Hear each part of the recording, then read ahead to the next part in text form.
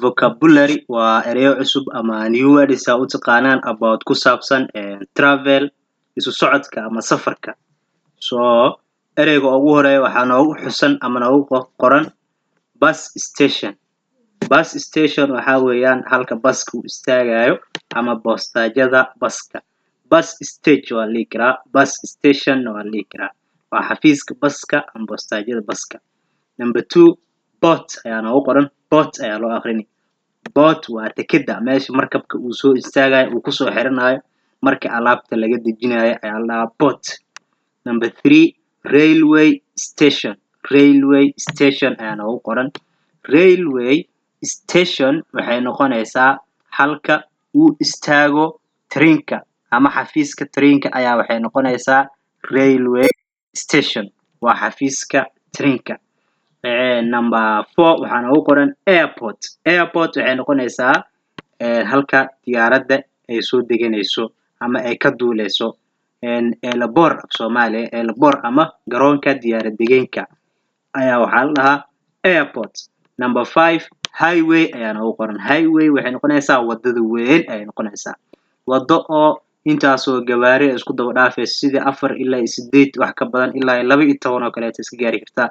So highway ayaan leenahay. Number 6 waxaa noogu qoran subway. Subway waxay noqonaysaa wadada xagga dhulka hoostiisa marto. Sida waxaa jirto wada dhulka hoostiisa marayso oo gaariyaha trainka oo kale ay maraan trainada casriyaysan sida dalalka China iyo Mareykanka laga isticmaalaa. So subway ayaan leenahay. Subway waa wadada dhulka hoostiisa marto. Downtown ayaa number 7 noogu qoran. Downtown waxaan leenahay magaalada hoose ama waxaa la dhihi karaa center ayaa la dhihi karaa center.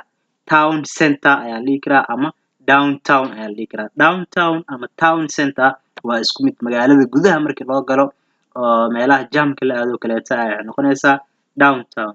Magaalada hoose ayaa af Soomaali. Intersection.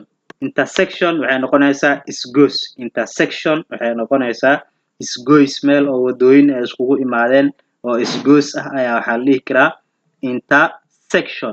Number 9 waxaa noogu qoran accident.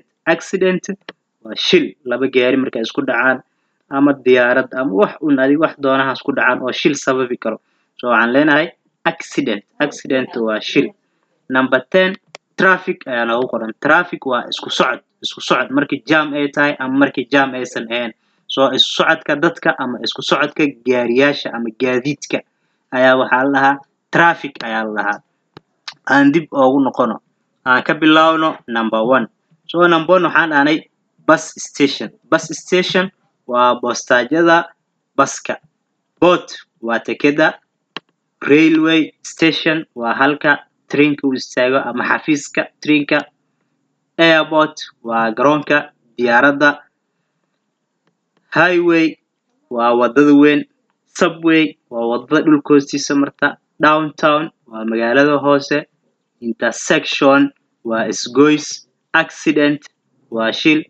Trafficna waxay noqonaysaa halka isku socodka gaadiidka ama dadka.